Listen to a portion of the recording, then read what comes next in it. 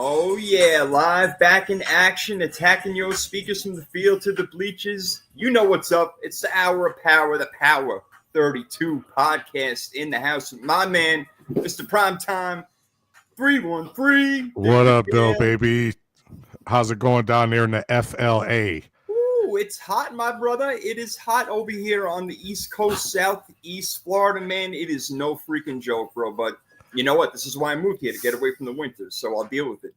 That's crazy. It's starting to warm up a little bit here. We had a couple of 80s the last couple of days, cooled down a little bit today. But yeah, it's supposed to be a hot one next week, and I'm definitely not looking forward to that. But yeah. I know there's a lot of people out there that love summer. You know, people always do like the zodiac thing. Oh, I was born in June, so I don't know. I was born in June. My birthday was this past Sunday, and I don't like the heat at all. Your birthday was this past Sunday? This past Sunday. Oh, happy birthday, man. Jeez. Yeah, thank you, man. I'm 22 years old now. Yeah, well, you look every bit of it. 22 and counting. Young man, there you go. We're going backwards in age. We're like, oh, happy belated birthday, man. I didn't even know. That's great.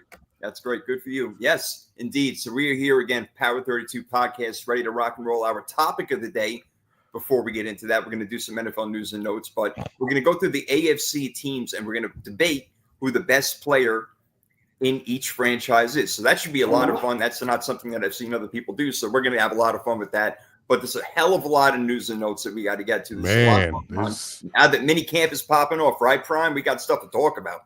Yes, sir. There's a couple of things going on with my New York Giants I probably will touch on, and some things going on with the Cincinnati Bengals and Shamar Stewart. And there's just a lot of. I love minicamp. I love the OTAs and stuff because there's drama. There's always something. They never leave you short of news when it comes to what's going on in the minicamps. You start to see guys hold out. You start to see guys get injured, which could be significant as we get closer to the season. But yeah, man, I'm ready to roll. And it's some of the new kids on the block that are talking shit to start off, like Shamar Stewart. We're going to get to that, but first we traditionally start with our trivia question, which I have for you, Prime. Not an easy one, but I feel like you can get it, man. I feel like you can do this. So here we go. Our trivia of the day. There have been 7 wide receivers who have won the Triple Crown. Your job is to name 3 of them. And Triple Crown, so we're talking touchdowns, yards, and receptions. There you go, all 3. And a little clue, somebody did it last year. That'd be Chase. Yep. So you got 1. All you got to do is get 2 more. I'll probably go with the obvious answer and say Jerry Rice. Yep. He's in there. Absolutely. All right. And I'm thinking Randy Moss. Randy Moss has not, no, because he was always a little bit lower on the receptions. He would catch more like 5-6 a game, but not a bad guess. You got Rice. You got Jamar Chase. You want to take another shot? Larry Fitzgerald. No, not there, but he was close, Larry Fitzgerald. I'll give you a few. Sterling Sharp, Steve Smith Sr., Cooper Kupp did it when they won the Super Bowl. Cooper Kupp was probably been my next guess. But then it gets a little bit older. Don Hudson, and then one of your boys, I believe that you had Lance Allworth on your all-time wide receiver list. Yeah, that's wow. Wow, that's crazy. And it's funny when you consider, man, how long the NFL has been around that only a handful of guys have done only that. 7. As that's you say, crazy. What's up to McNiner? What up, McNiner? What's up, McNiner? How you doing? Hey, real quick, I got a did you know for you. It's not necessarily a trivia question, but I was doing some little fun research, and Super Bowl 29 featured your San Francisco 49ers with Steve Young and Stan Humphries. That was probably one of the worst Super Bowls if you're a purist of the game. I know. It was one of my favorite of all time. Oh, I love that. They annihilated the Chargers. I loved every second of it. But Steve Young and Stan Humphries both played for the Tampa Bay Buccaneers at one time, and neither one of them started a game. So I think that might be the only time in NFL history where the starting quarterbacks played for the same team before the team that they were on when they were in the Super Bowl. Now that's an interesting little tidbit right there. I like that. There you go. Yeah, before especially Steve Young with Tampa Bay, he was a no-name until he got to the Niners and played for Joe Montana a whole bunch when Montana was getting hurt in the early 90s, and then we all know what happened. He went to Kansas City. Steve Young did get a Super Bowl and got the monkey off his back. There you go.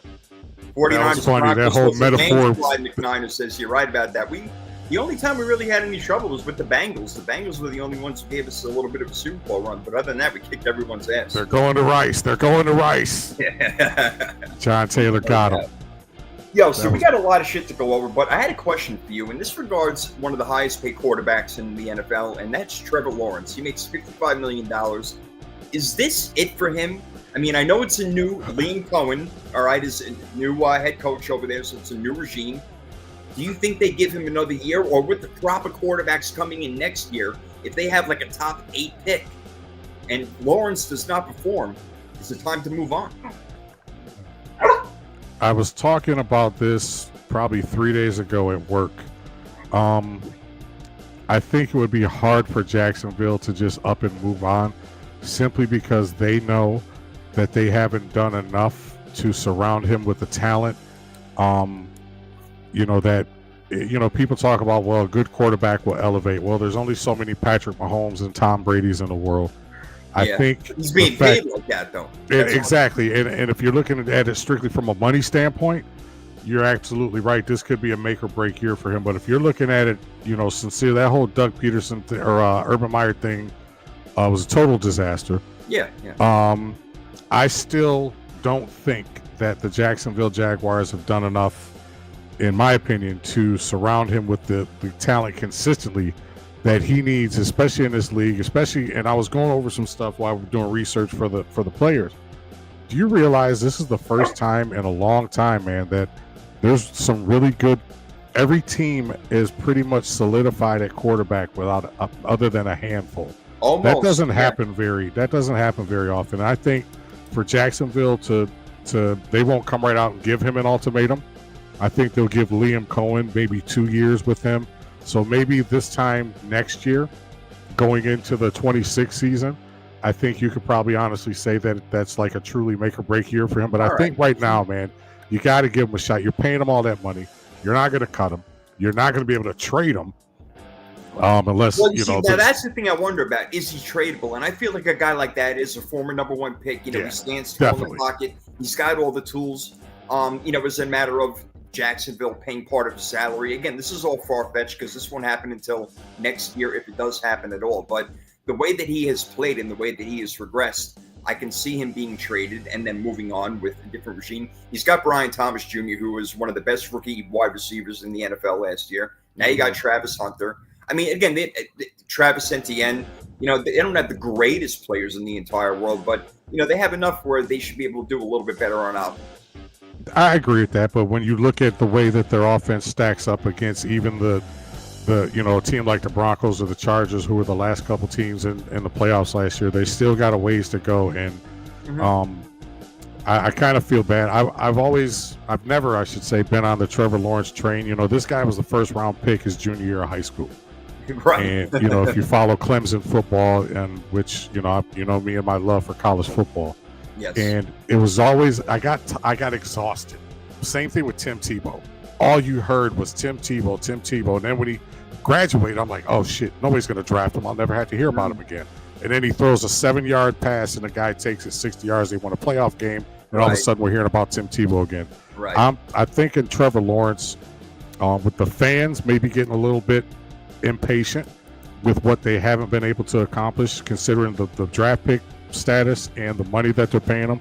But like I said, man, at the end of the day, you got to put talent around these guys, because even, the guys that you mentioned, a couple other guys that got coming in, I still don't think it's enough for them to even push for like an 8th or 9th spot in the conference, let alone making the playoffs. Yeah, and I hear what you're saying. My only rebuttal to that would be, well, if he's that great of a quarterback, then you know what, you should be elevated to get the offense around you and score more points. So I can see it from both sides. Yeah, everybody needs help. There's no question about it. But there are those quarterbacks who don't have the greatest players around them, and they're able to elevate their team. They're few and far between. They thought Trevor Lawrence was going to be that guy. Let's see. He's got time to improve that. Moving on, the laughing stock of the NFL has become the Cincinnati Bengals right now. There is so much going on with them. I mean, let's try to break it down as briefly as we can. But the whole Shamar Stewart thing, he left minicamp. That's one thing. He didn't practice at all. This is all due to a contract dispute where the Bengals now want to have rookie contracts void of guarantee. This is not a new thing in the NFL. It's a new thing to Cincinnati. So Shemar Stewart's problem is that why aren't I getting the full guarantee like every single Bengals player has had before me? The Bengals all of a sudden want to change it around, Shemar Stewart being their first-round pick, 17th overall, all right? And he's pissed, and he has a right to be. And it's kind of broken up on each side, but, you know, him and his agent hopefully should have had a deal done by now. Now you got this guy. You don't have Trey Hendrickson, who we're going to talk about in a second. He's out there. We don't know what's going to happen with him, even though you think they're going to sign him. But this whole Shemar Stewart thing is really out of control. What would you do, or what would you advise in his situation? Would you say, go sign the contract, do what they're asking, or hold out? And hold out for what? Because what are you going to get? I think the biggest thing that he's pissed off about right now, there's two things. One, like, that's never been done in the Bengals organization before. You know, those why me type things. And if you look at it, it's not just, let's say he gets suspended, something like that in a year. It's not just the season that he gets injured or suspended that the guarantees are voided. It's the rest of the contract, all the guarantees. So if he makes one mistake during any time of his initial rookie contract, a 4-year contract, then they can void all of the guarantees. I think that kind of sucks. Yeah. I know other teams do it, but they don't do it very often.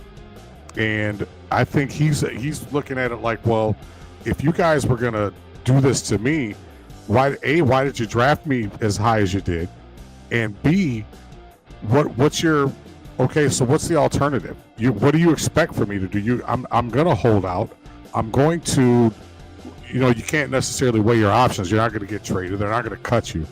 But if you're asking if he sign a contract or hold out, if I'm him, and I rarely say stuff like this, I hold out. I sit with Bengals ownership and say, what are we doing here? You know, that's something that his agent, you know, you're paying your agent a lot of money. Your agent needs to get to the bottom of that and just ask the Bengals the $1 million question, why are you doing this to him? But then when you look at the way that they're treating Trey Hendrickson and the way that they dragged on with T. Higgins, it's not really a surprise that the Bengals are quote-unquote playing hardball. But I think to Shemar Stewart, it was just a shock to his system. But if I'm him, man, I hold out. I rarely say that. I don't even know why he went to minicamp to begin with, just to sit there and watch what was going on in his jersey. It really didn't even make sense. But obviously, again, he left. Is he going to return to the team when they have their next, camp going on? I don't know at this point, but it'd be nice for a deal to get done when you draft somebody 17th overall. If not, I don't know what's going to happen. But they are a mess. You mentioned Trey Hendrickson. They still haven't signed him. I mean, right now he's making $16 million a year, which is a true bargain. They have to up the ante on this one and pay this guy. Now, do you want to pay him $40 million like Garrett? No, that's crazy because you've already spent all your money on your offense. But you still have to pay this guy money because you have nothing else. And if Shemar Stewart is not going to be around, that makes it even that much worse. So don't hold out. If you know you're going to sign him, sign him. If not, if you think you could trade him, go for it. But they're going to have to pay him. And how much do they pay him, Prime? That's the question. I think he's 30 or north of 30. The guy's still playing at a high level. You're not going to pay him 40. So what Max Crosby get, 35?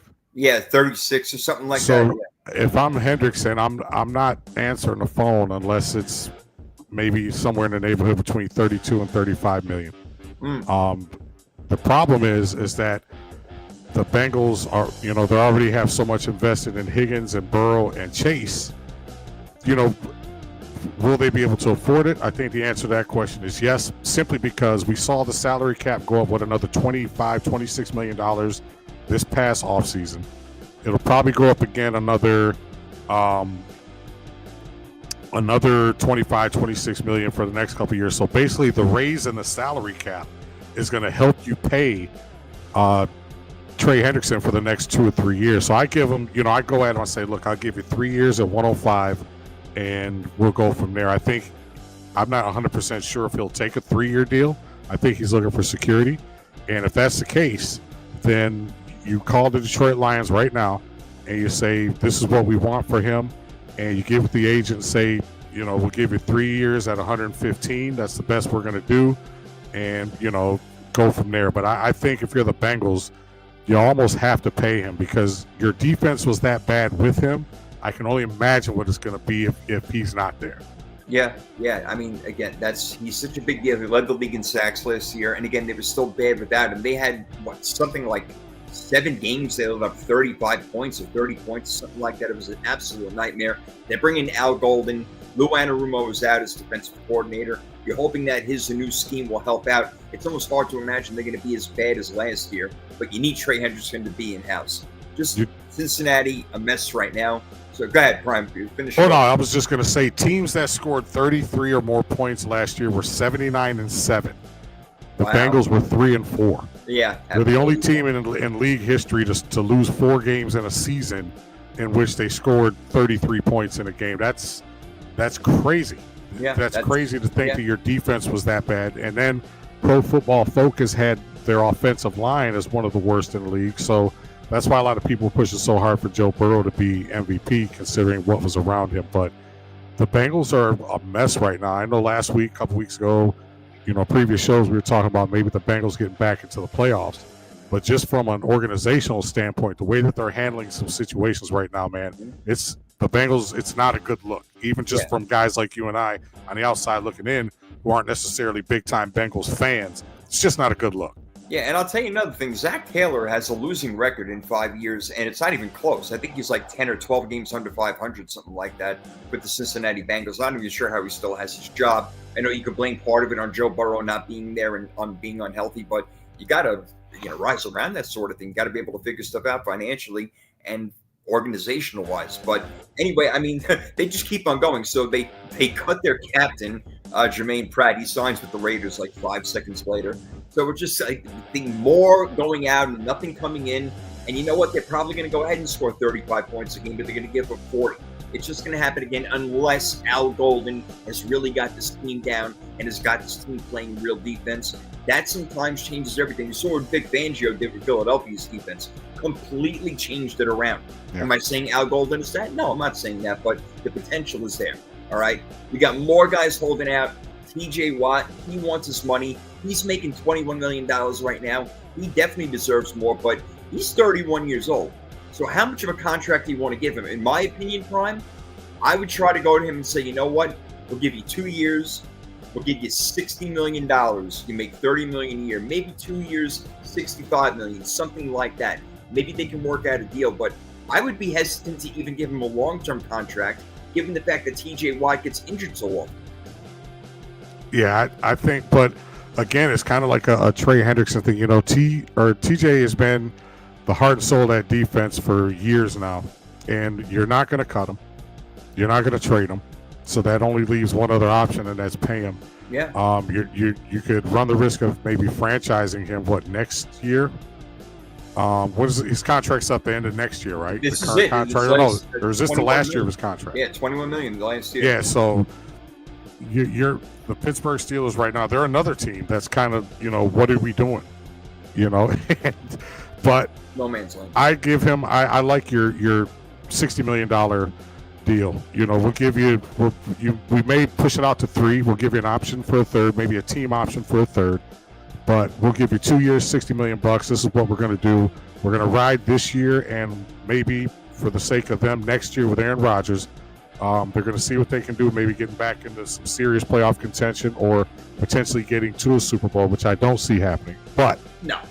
TJ Watt right now. You can make incentives in the contract. You get this amount of sacks, right? You win this amount of games. So you hold the offense to 20 points or less, stuff like that, where he can make more money.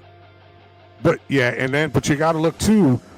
His playoff performances haven't been all that great when you look at the sack totals and the forced fumble totals. So he's not the same guy in the playoffs that he is, during the regular season. I think Pittsburgh's looking at a little bit of that too. So, you and I both know that owners look at statistics just like we do.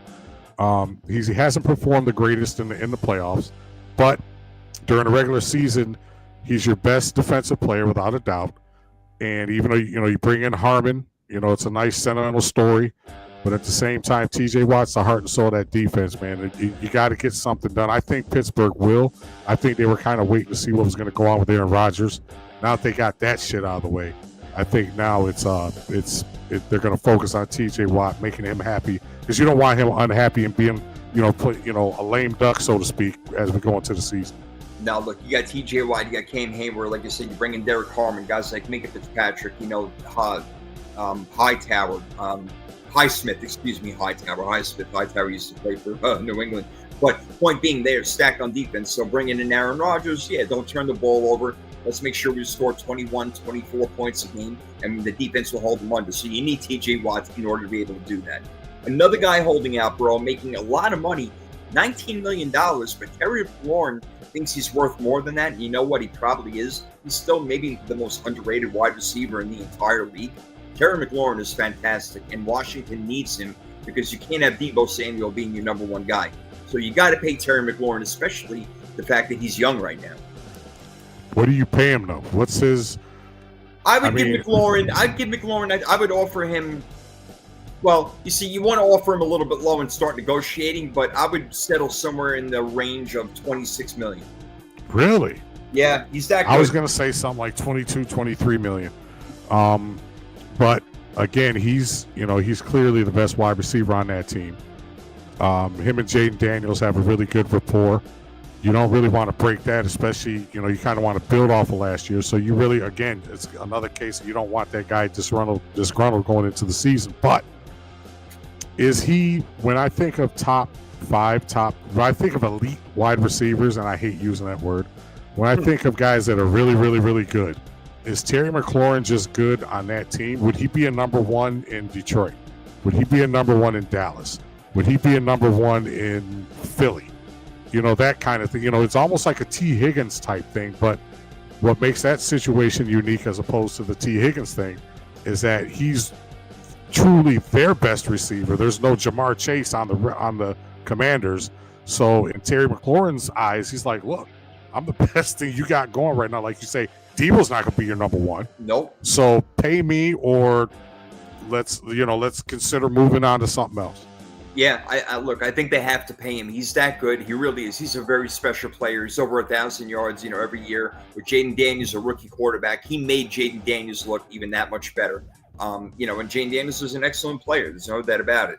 I know I'm coming in kind of low, Prime. Can you hear me okay? You're really, really low. It's really low. All right. I don't know why I'm having that sort of issue right now. I'm trying to find out what's going on with the volume button over here. I'm trying to put it up a little bit. I don't know if that's helping. I think that's just making the music louder, if anything. Yeah. So I'm going to lower that. All right. Let me just put the music down a little bit more and see if that helps. Sorry about that, folks. It's live TV and live radio. The shit happens. Anyway, moving on. Dillon Gabriel on the trading block, possibly with Miami because of the two-way injury issues. You think that's a possibility that before this guy even plays it down in the NFL, their third-round pick is going to be traded? Well, I was going to actually bring up something that's been kind of like a floating rumor all week long, was that the hot take, if you will, was that the Cleveland Browns were calling the Detroit Lions to trade Shedeur Sanders. Interesting. Yeah, that would be, it would be for Hendon Hooker, who hasn't seen the field pretty much at all as a Detroit Lion, and I think a fifth-round pick or something like that. So the fact that, and I think now that you mention it, and now that we're bringing it up, it could be that could have been Cleveland's plan all along. To maybe draft a quarterback, maybe because I don't think Dillon Gabriel was a third-round quarterback, but it's the perception. Okay, we're going to give you, this guy, we draft him in the third round. We're going to want a little something semi-significant in return. But there could be a world where Cleveland starts the season. Right now they got 5 quarterbacks on the roster. Right. And there could be a world where they go in to this upcoming season without Gabriel or without Sanders. So but I don't know. If Miami, that'd probably be a good spot for him simply because of the weather. But what does that really do for you as the Dolphins other than put another quarterback on your roster? Yeah, just give you another lefty, which is really not common in the NFL. Just more lefty quarterbacks. Yeah, just keep piling on with that. Speaking of Shedeur Sanders, he's really not getting the snaps, so I don't know if he's being given the opportunity to show that he could be the number one guy because they have so many mouths to feed over there quarterback-wise.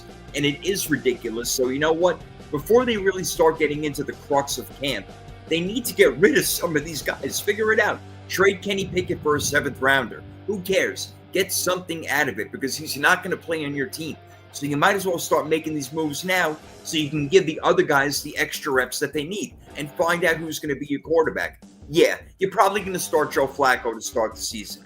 And nobody is excited about that. Nobody wants that. We're all looking for another answer. Joe Flacco's 40 years old. He was joking about TikTok today and how nobody should ever write anything on social media and be private with their lives and shut up. I mean, he really is the old man on the porch. Like, give me a freaking break.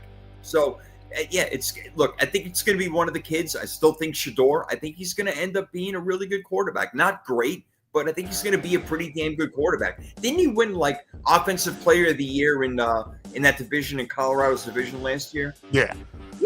I mean, that doesn't just happen. But and it could be something to where they see so much so much like raw talent in Shedeur Sanders that maybe they feel that, and this is probably going to sound ass backwards a little, but maybe they feel that he doesn't need as many reps with the first team, as Joe Flacco, simply because he's so dialed in. He's, his football IQ is kind of off the charts, despite what people may think about him personally, with the flamboyance and all that. But maybe I'm trying to, because I thought Kevin Stefanski was better than this. You're going in with 5 quarterbacks, and let's just take Deshaun Watson out of the equation because we know he probably won't play another down for the Cleveland Browns. No. So, but you're still in a weird situation right now. So I think they're either going to go in the season. You can't go in and break camp with all 5 of them. You simply can't do that. You're taking up 2 roster spots potentially from guys that you could potentially contribute. What is Miami going to give them in return? Maybe a couple of bags of Doritos and an Arizona iced tea, maybe. I don't see that. If they get the 3rd round pick back. They probably want to get a 3rd round pick back for Dillon Gabriel. They reached. I mean, if they get a 3rd round pick for Dillon, if they're willing, if I'm Cleveland and Miami's willing to give me a 3rd round pick for Dillon Gabriel, I'm doing it in a heartbeat. Not going to happen. It won't. No way. Would you do it if you're Cleveland? If I was Cleveland, I would do it. Yeah, you got too many quarterbacks on the roster. Dillon Gabriel, I mean, nobody thinks that he was going to be a starter. That name shocked people when he was drafted in the 3rd round. So let's be real about it. I still think that Shedeur is probably the better player. More people thought he was the better player. People had him as a 1st rounder. And I mean, yes, there are busts. Things do happen. But I mean, given the way that he played and the award that he won last year and how he helped turn Colorado into an actual real football team and can compete. There's a lot to be said for that. And he is also the son of one of the greatest football players that ever lived, despite his mouth and what you think of Deion Sanders. So that's that. Anyway, a couple of quick things before we get to the best players of all time in each AFC team. We're going to run through that. It's going to be a lot of fun. Let's see if we have a lot of the same ones we debate. But J.K. Dobbins going to the Broncos. I like that. I know that he can get hurt, but I think that's a good move for Denver. Denver and, Sean Payton. And again, it's kind of like what we talked about with Drake May and a lot of other young quarterbacks. Give them a running game. Yes. Give them a running game. And right now in this league, especially in the AFC, with some of the dominant defensive players that they have, these guys can get hurt at any time. And I think J.K. Dobbins still has a little bit, probably more than a little bit left in the tank. I think that was a steal for the Broncos. I was surprised that it took so long for somebody to sign him. We know that there's some other there's some big names out there in free agency, not necessarily guys that are going to necessarily produce like Amari Cooper, Keenan Allen and such. But I think getting J.K. Dobbins, I think that guy's still got some stuff left in the tank, man. You do start doing the running back by committee, he can be very, very effective for the Broncos. Yeah, it's all about him staying healthy. That's the whole thing. They got R.J. Harvey, young running back rookie coming in there. So, they're probably going to split the carries. Same thing like Nick Chubb going to the Texans. Him and Joe Mixon, they're going to split carries. If Nick Chubb stays healthy, that is a tremendous get for Houston because they really need that. I mean, their wide receiver core isn't really fantastic. And C.J. Stroud really didn't wow last year. So Joe Mixon was maybe the most integral part of the entire team. And now you bring in Nick Chubb to go along with that? Yo, hello. Hey, real quick before we get into the teams, I want to give a shout out to my cousin Tyson Bacon, 6'4", 260-pound lineman out of Hoover, Alabama, by way of Warren De La Salle. 2026 3-star commit to the U. Shout out to the U. He originally committed to Tennessee, had everybody in the world chasing him: Georgia, Tennessee, Michigan, Ohio State, Alabama. And he chose to go down there and play with Mario Cristobal and the Miami Hurricanes. So shout out to my cousin, Tyson Bacon. And he's going to be, he's got an opportunity. Kid's a monster. Awesome, he doesn't have the pile-on stats, but he's defensive tackle. He's about 260 right now. They'll beef him up to about 280, 285. And he's the kind of guy that, you know, going into the 26 season next year, he's got an opportunity to play right away. He's that good. So shout out to my cousin, Tyson Bacon. Good luck, baby boy. Hope it all works out for you down there in Coral Gables, Florida. Yeah, man. Not too far from where I live, bro. Maybe I'll go check out a game. There you go. I love it. That's fantastic, man. Congrats on that one. That's great. Showing the family love. That's a beautiful thing. I love it. That's great. All right, just a couple other things to get to real quick, and then we're going to get into this best player of all time stuff. Davante Adams says he's feeling rejuvenated, and this is exactly what he needed. That is bad news for a lot of teams out there. You know, Cooper Kupp gone, you bring in Davante Adams. To me, I actually think that's an upgrade. Davante Adams really hasn't showed any signs of slowing down. Yeah, you already know I've said it 3, 4, 5, 10 times on the show in the last 3-4 weeks.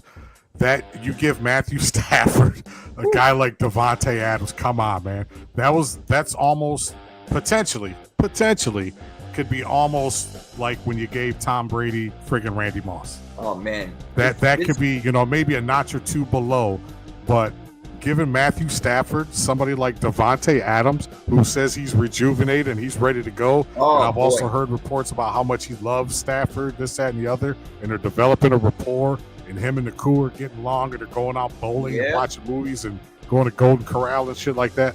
I'm telling you, man, it's going to be the NFC West is probably going to be the division to watch this year, considering the Niners, for your sake, they're back, and the Rams. That's going to be a battle all season long, man. I can't wait to watch that. And I think that Arizona's on the come up. I'm not so sure about Seattle because I'm not sold on Sam Darnold, but I think Arizona's going to be a little bit better, man. But Davante Adams, watch out. That's going to be bad news for teams out there.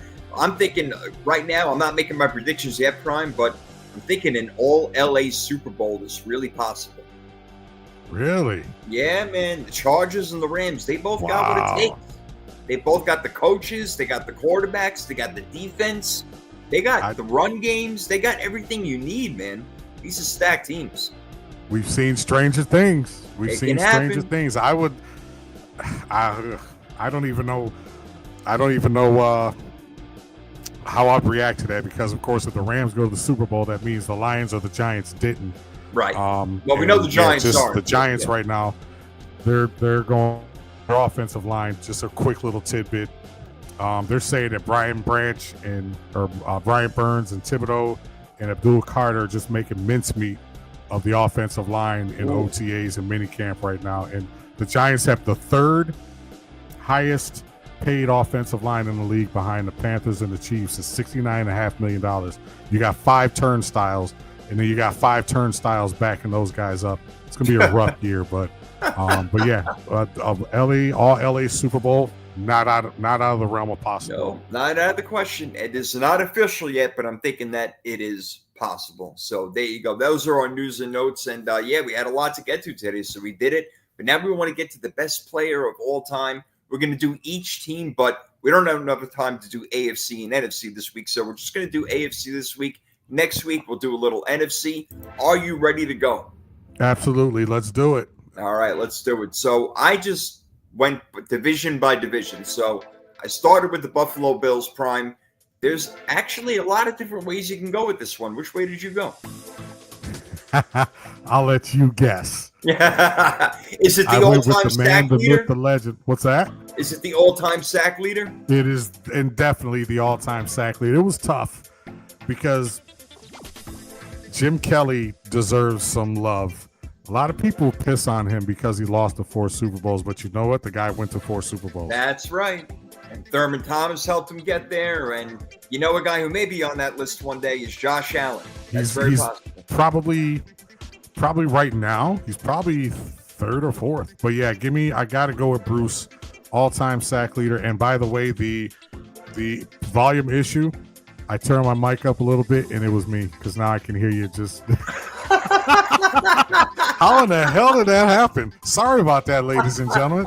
I'm sitting here and I'm just casually, you see my hand right here. You got me yelling into this freaking right, my bad, right man. Now, I'm sitting here casually just, let me do this a little. Let me sneak a little volume up. And as soon as I turn it up a a little bit, it's like, oh, shit, my bad, ladies and gentlemen. I'm having to yell at the top of my lungs over here to make sure people hear me. Make sure you hear me. And all the time it's you and your dumbass microphone. Right. What the hell, man? There's a volume button on this thing, you jackass. But yeah. What's up, Karthik?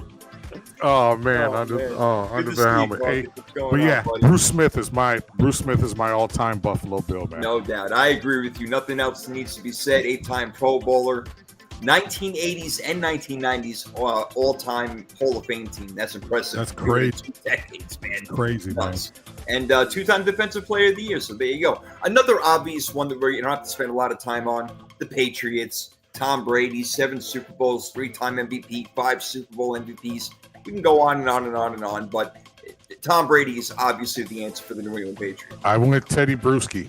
Yeah. Teddy Bruschi for the block. I was thinking Vrabel, because Vrabel's now a coach, so he's got to be in there. No, it's that I think Tom Brady, there's 2 guys on this list, 3 maybe if you count. No, there's probably 4 that are just obvious, and it's not even close. And Bruce Smith was one of them. Tom Brady's one of them. And then another. There's the next one is not so obvious. The Jets are not obvious at all. There's a few different ways to go with this one, man. What'd you do? Well, I started to go Gastineau. Simply because he's their all-time leader in sacks, and the Jets don't have very many guys that are all-time in anything. But I had to go with the guy that started it all, man, Mr. Pantyhose himself, the guy that number one this way onto a Super Bowl victory. Had Steve-O says Darrelle Revis. Thought about that, but I got to go with Broadway Joe, man, and that's simply because he's Super Bowl in the history of that franchise. Whether you want to say he won it or not, he was still the quarterback when they won. So I got to go Joe Namath. But it was tough between him, guys like Joe Klecko, Mark Gastineau, and of course Darrelle Revis. But Broadway Joe got my vote. Absolutely. Listen, man, I went with Steve-O. I went with Revis Island, man. I agree with him. I think that out of all the positions that were played, and I know he wasn't there forever, that Darrelle Revis was the best. He was like a shutdown corner. He's going to be in the Hall of Fame probably next year. The guy is freaking absolutely amazing. And Joe Namath, while he did have the guarantee and the mink coat and the gravitas and all that stuff, and he was on commercials and movies and everything, he was the man. He was Broadway Joe. I totally get it. And most people probably would put him number 1, but I just feel like he was overrated in so many ways. And I did look at his numbers. So, yeah, ultimately I went with Darrelle Revis. So, Steve-O, I agree with you. I agree with you. Steve-O, the list we're doing right now is we're doing top player for each franchise. Right now we're doing the AFC. We're going to do the NFC next week. So we're doing players of each franchise. In our opinions, of course, and you guys in the chat are welcome to chime in with your own. But that's what we're doing. We're doing AFC this week, NFC next week. Yes, we are. And, so if you missed our news and notes at the beginning, you guys can go back, check out the podcast later on. But we just kind of started with the best player of all time in the AFC. We've only gone through 3 teams. We are up to the last team in the AFC East. That's Miami Dolphins. Prime, is that another no-brainer? That's another no-brainer. That's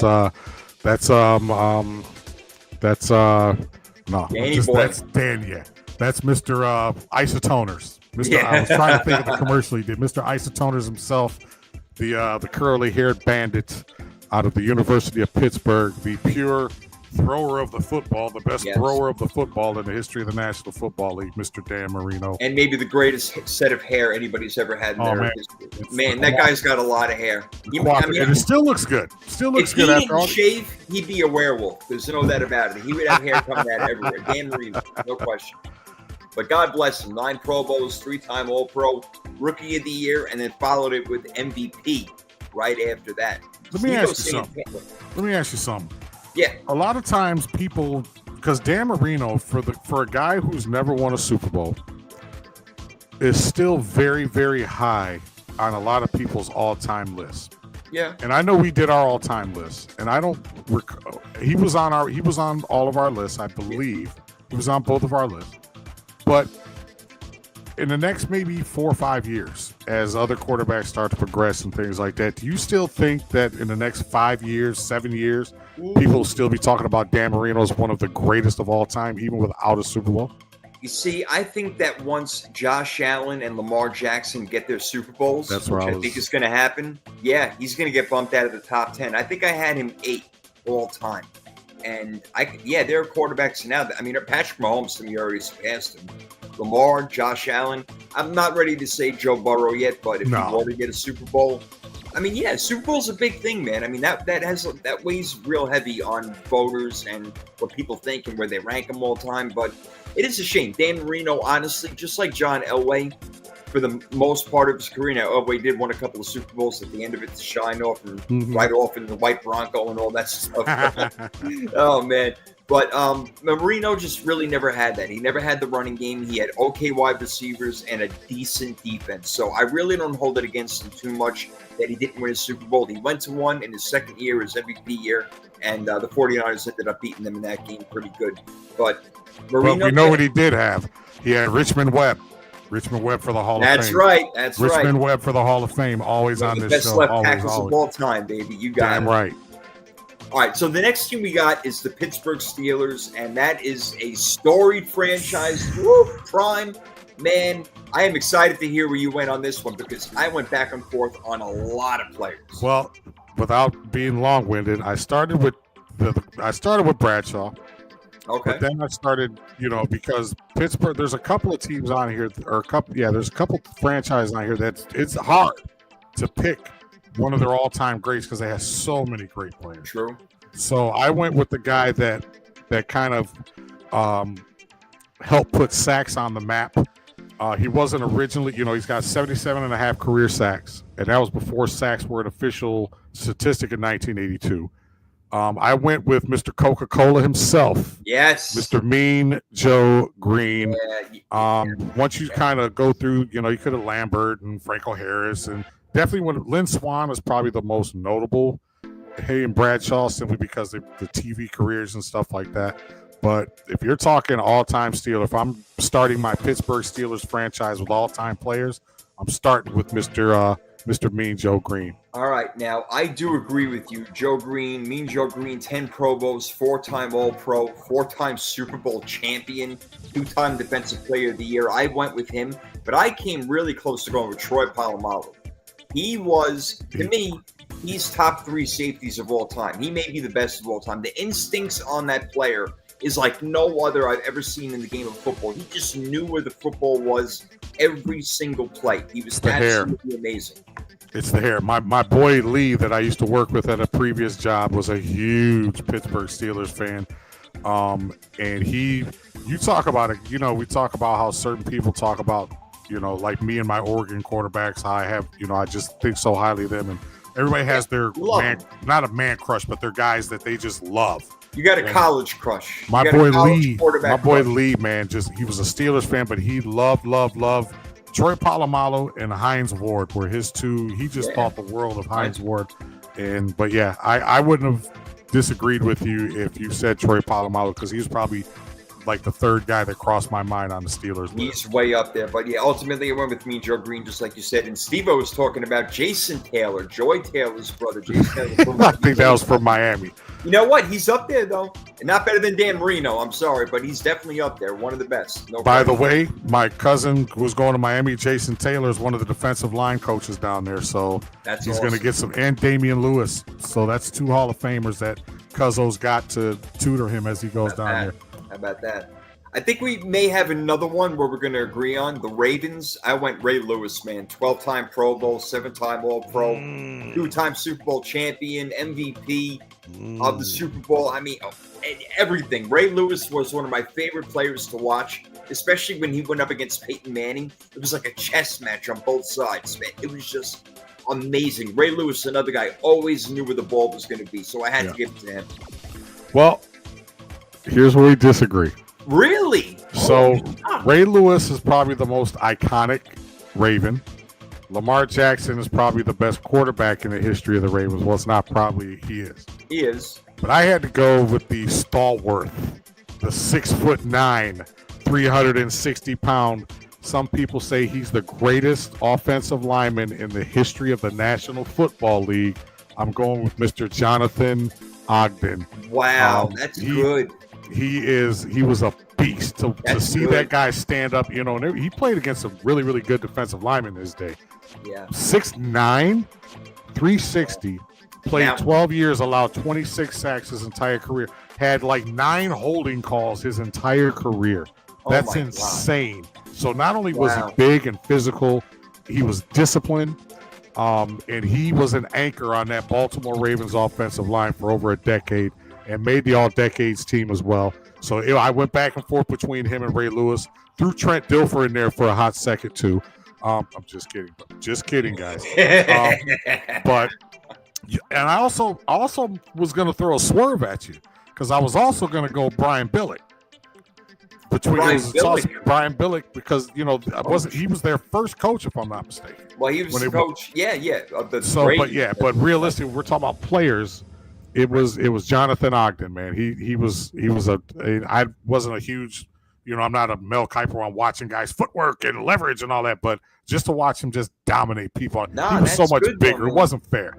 That's good. That's really, really good. I like that because the O-linemen don't get enough love, man. I'm still going to go with Ray Lewis, but I love the Jonathan Ogden answer. And we got a Jamal Lewis answer over here. I saw that, and he was probably my 5th or 6th Raven behind. Actually, He also mentioned Ed Reed too. That's my second favorite defensive back of all time is Mr. Ed Reed. Love watching Ed Reed. Oh God, fantastic. Oh God. Him and Palomalu at the same time. I mean, 2 of the best safeties. Come on, man. That's not fair. The 90s and the 2000s had it so unbelievable. Oh man. The Cleveland Browns. It's got to be Jim Brown for me, man. Shit, 9 Pro Bowls, 8-time All-Pro, 3 MVPs, NFL champion. Jim Brown, I mean, he just is, the Mount Rushmore of football. You pretty much have Jim Brown up there. So to me, he's got to be it for the Cleveland Browns. I had Kevin Mack. No, I had Jim Brown. Jim Brown, because you can't argue with a guy who a lot of people, especially a lot of people from that generation, and no, I'm not from that generation, consider him the greatest football player of all time. Right. He was an activist. He was a hell of an actor. Yeah. But played 9 years and just totally, he took football. He glamorized the running back position. He was as tough as nails, and he was just as good as they come. Yep. Multi-sport athlete, by the way. Yep. And but when you talk about Cleveland Browns, you can't talk about the Browns without talking about Jim Brown. So we agree on most of these, man. Yeah, we agree. Well, I think we may agree on the next one too. It depends how deep you thought on it. The Cincinnati Bengals. I'm going with the offensive lineman there. Anthony Munoz and crooked fingers and all, and 11 Pro Bowls, 9-time All-Pro. 9-time All-Pro. Not normal. That's, that they got that Protector of the Year award now. Yeah, I love that. So but just think if they had an award like that with guys like Ogden and Walter Johnson and Anthony Munoz and Orlando Pace. There was we were treated growing up, Jay, and you and I are not real close in age. We're close enough in age where we got to appreciate some really, really great football players. Absolutely. I went with Anthony Munoz. Because let's face it, the Bengals don't have anybody that's all-time anything. No, they really don't. I'm not even sure I'd go with second. Would it be like Boomer Esiason or something like that? I don't even know. If you're going for people that that people know, because Boomer's still around doing radio shows, but if you're a football guy like like you and I and Steve-O and guys in the chat, Anthony Munoz was probably one of the biggest no-brainers on this list as well. No doubt about it. Now, the next one you can argue a lot because it's a franchise that has not been around for a long time. They have not had a lot of great players, but have had a lot of really good ones. I'm talking about the Jacksonville Jaguars prime. What did you do with this one? The Jaguars all-time best player. I went with the very first draft pick in the history of the Jacksonville Jaguars. I love it. Jaguars, as a lot of people say. Mr. Tony Boselli over here.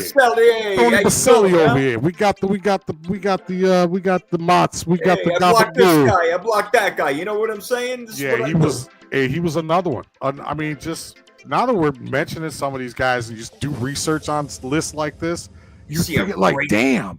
You know, and he Tony played Boselli for a short time too. You know, he did, but he was still like he was dominant, and he was the guy that they went to the AFC Championship game their first season in existence, them and the Panthers. Mark and he was Jimmy Smith, Keenan McCardell, man, Fred Taylor. Come on. What are you doing over here? Give it Tony Boselli. I got Tony Boselli. I love it.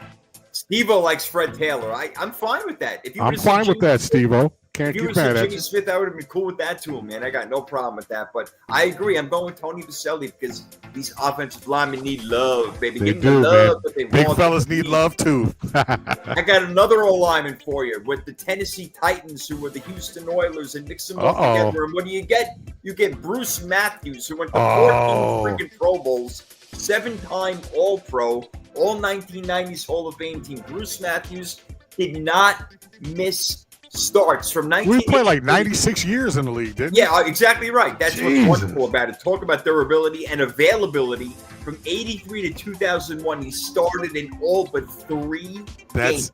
Insane. Are you freaking kidding me? That's a bar question. That's a bar bet. That's a bar question. You can win a Heineken off of that one. Hell yeah. That is insane. 18 seasons.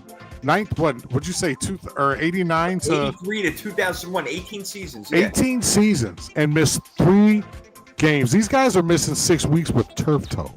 Right, no kidding. Right. Oh, I'm sorry. Are you serious? That's insane. But my pectoral muscle. That pisses me off more than anything. Your pectoral. I know it hurts, but get out there and freaking play. I don't want to hear it. Hey, Cody Rhodes went to WrestleMania with a torn pec, so I don't. Right. Don't call those guys not athletes. They are. Damn it. So my all-time Texan, my all-time Tennessee Titan. Yeah. I went back and forth between those 3. I went back and forth between Matthews. I went back and forth between Warren Moon. I went back and forth between Earl Campbell. I like it. And I went sentimental. I mentioned this before. Very first gift I got from my grandfather was an autographed Earl Campbell football. Yeah. So Earl Campbell holds a special place in my heart, especially when a guy can run through 300-pound linemen tearing his jersey. Woo, tell him. Headbutting guys in the chest and knocking them back 17 yards. And that reminded me of another quarterback. Running back, actually. I thought about putting Derrick Henry in there. I did too. And I'm assuming Steve-O's talking about Javon Curse, who wreaked havoc. Curse for a time he was great, and you gotta love Steve McNair. Got to rest in peace. But I went with Earl Campbell, and that was strictly a sentimental pick. But I wouldn't argue with anybody that went Curse, McNair. Warren Moon doesn't get the love that I think he should get when we talk about all-time quarterbacks. But Warren Moon was special. No Super Bowls that you hold. He was special though. Edmonton Eskimos of the Canadian Football League. Man, one of the best passes of the football of all time. Man, freaking guy was amazing, no doubt. Had like 3 different careers. Yeah, he really did. I know, and he played till he was like 42 years old. Yeah, he was awesome, man. I love me some Warren. Anybody Moon. who doesn't love Warren Moon has got to get their freaking head checked because that guy is just all-time greatness, man. Freaking awesome. All right, so we just did the Titans. Let's do the Colts, and let's get through it quickly, because if you don't have Peyton Manning, then we shouldn't continue this conversation. I had Dallas Clark for the block, Alex. No, I had Peyton Manning, Mr. Omaha, taking 75 seconds on a 45-second play clock. Ray Lewis's biggest adversary. I don't think there's any player in the league that speaks more highly of an opposing quarterback than Ray Allen speaks of Peyton Manning. Not Ray Allen, Ray Lewis. I'm sorry. Yeah. And it's fun to hear Ray Lewis talk about Tom Brady and Peyton Manning the way that he does, and that's ultimate respect. Peyton Manning, say what you want, the big forehead, He's the brother of one of my favorite quarterbacks of all time. Who shall remain a non-Hall of Famer. Stop. For now, Dwight Freeney could have been a good pick, Steve-O, but yeah, it's Peyton Manning, and it's probably not even close. Yeah, not even close is right. And a lot of great players, especially in his time over there, but Peyton, out of all of them, he's the guy. Next one we got, as we wind down over here, we got, 1, 2, 3, 4, 5, 6 teams left. We go to the Texans, the Houston Texans, another team who has not been around for a long time, Prime, but who did you come up with for this franchise? Probably the same guy you came up with. Probably. Real quick, what was the linebacker? What was the linebacker guy that was on the cover of Madden? The Tech before they got the guy that we're gonna pick, Brian Cushing. Yeah, there you go. Thank you. And I saw the name as I'm doing research like 17 times, still couldn't remember. Anyway, J.J. Watt, and yes. It's J.J. Watt, one of the most dominant defensive players of all time, definitely the most dominant player in Texans history. No doubt. But I do think that Will Anderson has a shot. Danielle Hunter has a shot at that. But J.J. Watt was really good for a really long time. Oh, yeah. Didn't get hurt an awful lot. Had the stats. He kind of was one of the guys that paved the way for higher contracts for defensive linemen, where people really, really started giving defensive linemen that respect that they always had that modicum of respect. But J.J. Watt kind of took the edge rusher, I hate that term, it's defensive end, damn it, to the next level, and he was one of the reasons that people watched the Houston Texans. Let's take away his Arizona last couple years or last whatever, but J.J. Watt was really, really good, man. With the Texans, he was a monster, 3-time Defensive Player of the Year, no doubt. And I will say, Karthik, I like your answer, putting up Andre Johnson over there. No doubt, man. He was one of the best wide receivers in the NFL. He just never had a quarterback to throw him the damn ball, man. It was a nightmare. He never had anybody. Matt Schaub was like his best quarterback, for God's sake. Matt Schaub. Hey, Steve-O brings up a good point. Let's elaborate on that for about 22 seconds. Deshaun Watson. Don't you need 26 seconds? The amount of women that he had massaged. Deshaun Watson, he could qualify, and I could see. Yes. I could see going through the internet and for lists like these and seeing people pick Deshaun Watson. Hey, you know what? I wouldn't be mad at him. When he was with him, he was great. He was awesome. He was one of the best quarterbacks in the league. What happened? And he made a trip down to your territory, and 26 women later. Yeah, his career was over. Karma, baby. That's Hopkins, what it is. Karma. Not a bad pick either. Hopkins is another good one, Karthik. Nice, man. Good job out of you guys. The Texans have some pretty good players. Right? I didn't even know they had this many good players. What the hell's going on over here? Make it to what, Karthik? Hall of Fame? Is that what you're asking about? Hopkins makes it. Oh, yeah, I think so. Even no Super Bowl, but I think that he was one of the...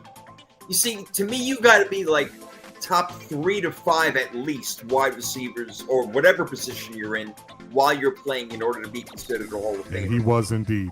Yeah, he was. No doubt about it. DeAndre Hopkins, Julio Jones, Larry Fitzgerald, those were your top 3 for a time. There were Calvin Johnson in there as the years went on. But, yeah, these are your guys, man. Yeah, I agree. All right. Well, the Chargers are an interesting one. That's the next team I got up here. We have the AFC West left to do. And the Chargers, look, a lot of good players in this team. And I was kind of doing my little research also going through it. And the guy that a lot of people picked, I came close to, but didn't. I'm really glad. I'm interested to hear what you got to say about the Chargers, man. They have a storied history and a lot of really good players. You know, there's so many guys that you could, I love doing lists like this simply because of the research.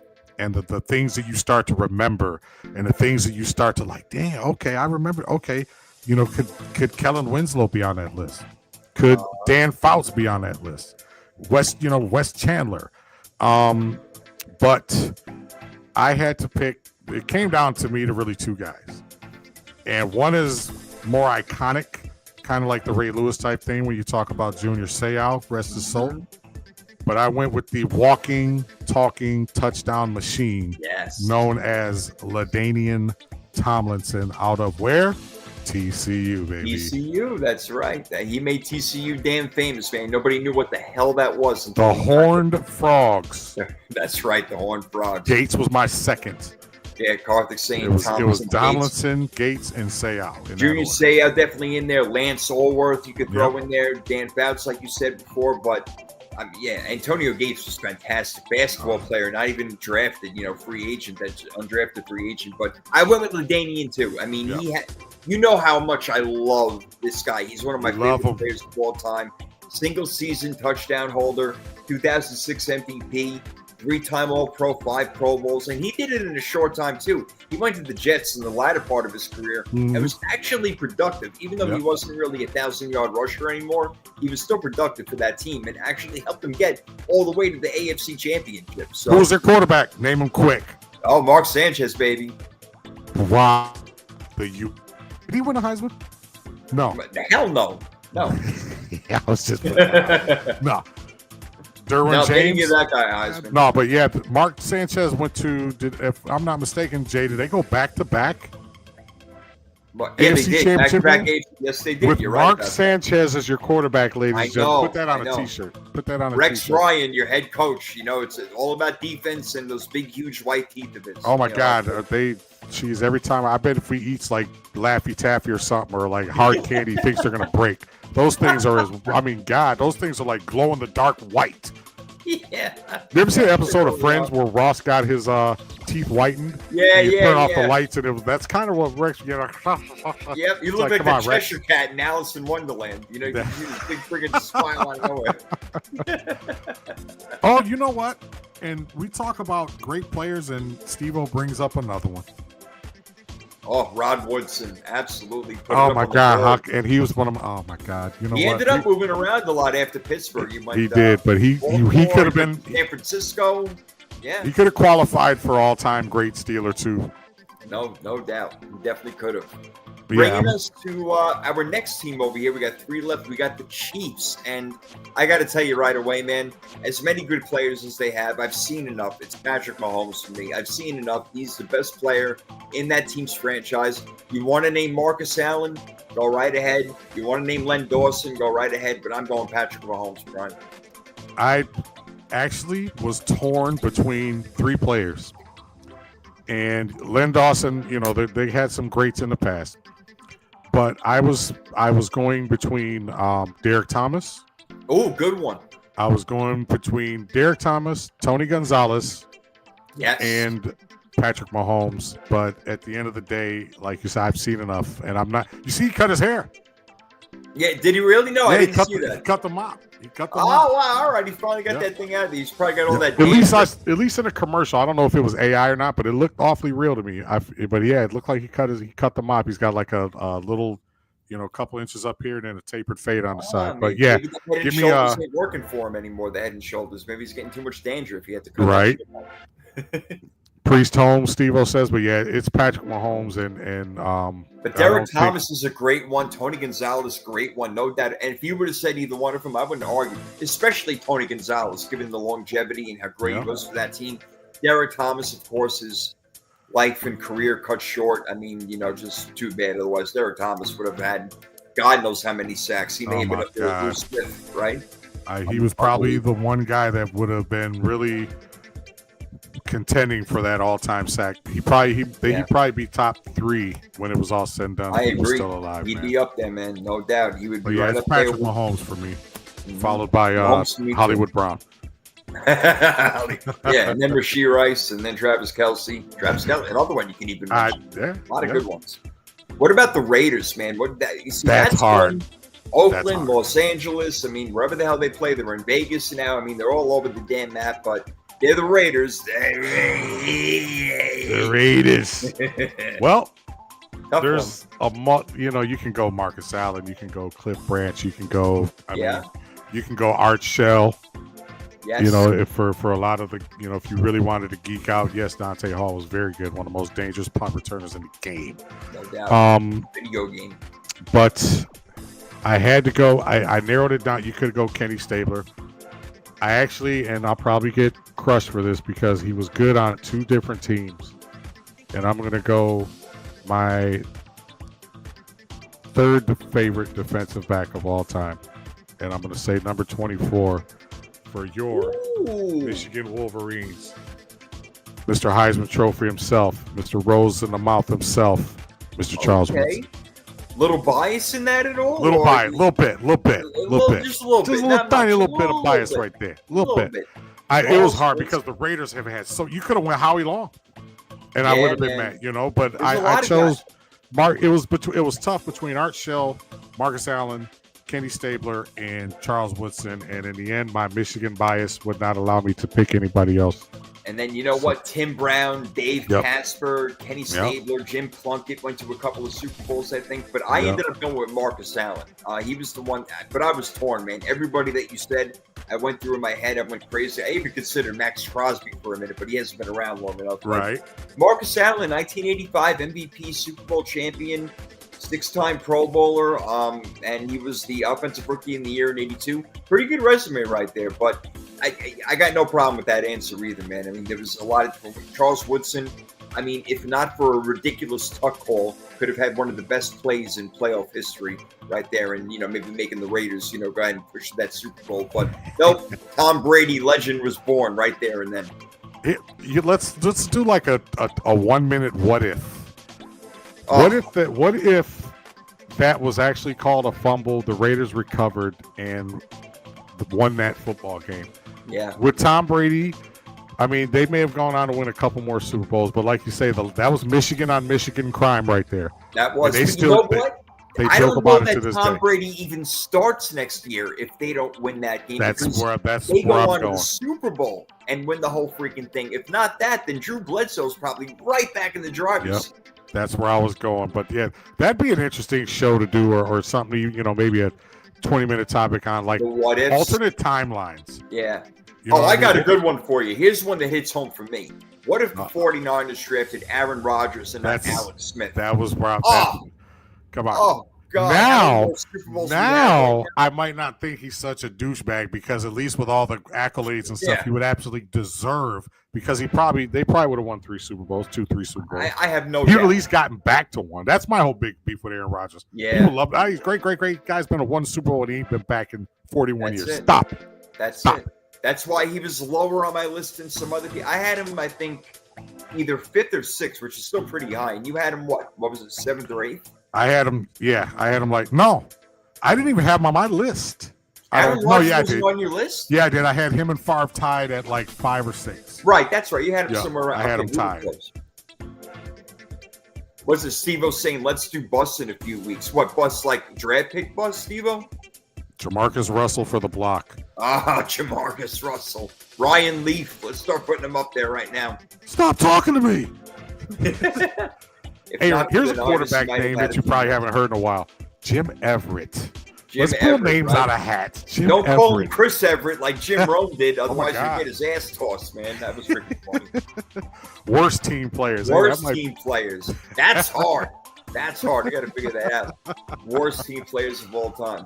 But we do have our last one of all time, and that would be the Denver Broncos and Prime. I think we're in the same boat over here, but they've had some pretty decent ones before, like a Terrell Davis. But I had to go with John Elway, man. Come on. Yeah, that was, like I say, so there was probably a little bit more than a handful of these that were actually no-brainers that made a list like this. And it'll probably be the same with the NFC. But John Elway, and a lot of people criticize him. He didn't win, he had to wait till he got a running game. But when you look over the history of the league, most quarterbacks that have won Super Bowls, everybody from freaking the dynasty in Pittsburgh with Franco Harris to Roger Craig and Rathman and all those guys with your Niners, Emmitt Smith with the Cowboys, Jamal Lewis with the Ravens. Every team pretty much has had Mike Allstott with the Bucks. There's a name for you. Right. But there's most teams, 80-90% of teams have a running game or in order to win a Super Bowl. And yes, Terrell Davis took them to that next level, but John Elway had a Hall of Fame career before Terrell Davis got there. And he was already the greatest Bronco of all time before Terrell Davis got there. So to me, that was another no-brainer. You talk about white teeth. Man, that guy looks like he eat an apple in one bite. He's got choppers, all right. Yeah, he can break coconuts with those teeth. Yeah, with no doubt about it. He can bite through a brick. There's no question. We got a few good ones up here. Yep, Champ Bailey, my fifth favorite defender. Champ Bailey's up there. Von Miller, Demarius Thomas, off from Carthage, and then Steve-O said Steve Atwater. I like that. Oh, man. Stink, I'm assuming he's talking what, Mark Schlereth? Yes, exactly, Schlereth. Yeah, he pretty good, too. Atwater, do you remember the Atwater Christian Okoye collision at midfield? Man? Oh my God, it was like the atom bomb went off, bro. Holy shit. And that kind of took the shine off of the invincibility off of Christian Okoye, and people's like, okay, we can knock him on his ass. Yeah, man, I'm telling you, boy, oh boy. He was still pretty damn. Him and what was Barry Word. Yeah. Remember Barry? They were like the 1-2. Barry Word. Damn. Nice one. Pull that one out your butt right there. There you go. Hey, how you doing? Man. All right, I love it. Hey, we did it in a $1.10. That's not bad. We got through it all. And we had a lot of news to get to, too. Yeah, we did.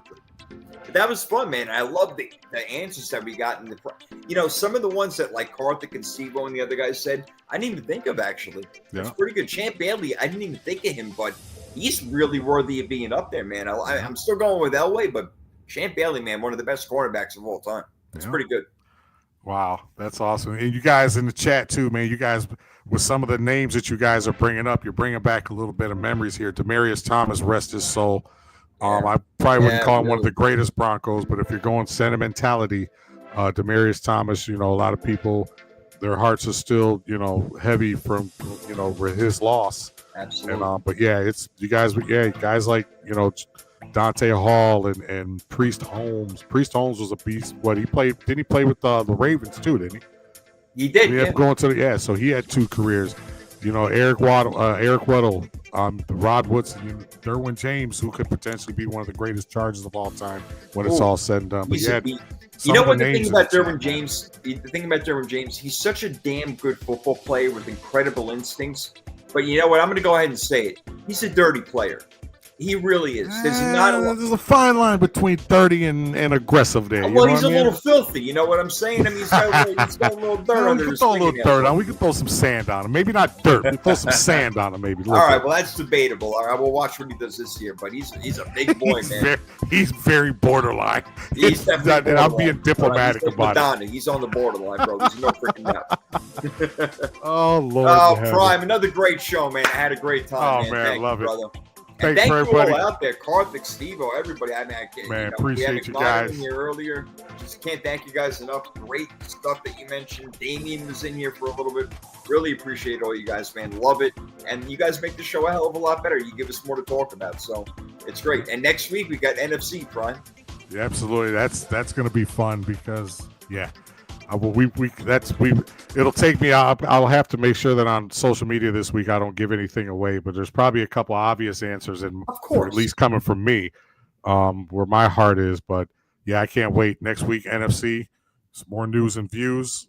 Maybe Aaron Rodgers will stop going through the motions in mini camp with his little windmills, and you see it all a little. Yeah, he's a weirdo. Come on, man. I know. Said, hey, come here, Rook. Let me just hold on to your shoulder while I whip my leg around for a half hour. He's just put it for the camera. Oh, look at Aaron Rodgers. He's over there connecting with the rookies. Right. The next thing we hear on TMZ, he'll probably be divorced in like 2 weeks anyway. So I mean, did you hear that? He said he's been married for 2 months already. Yeah, I know, right? Real secretive little bit. He was married in a cave. He got married in a cave and he hibernated for 2 months with his wife. That's what he did. That's why he didn't come to Pittsburgh. All right. Well, he's out of the zone. We are in the zone, baby. Me and Prime back next Thursday, 8:00 Eastern. We appreciate all of you. We love you. Power 32 Podcast. We're out, baby. We'll see you next time. Peace. Peace.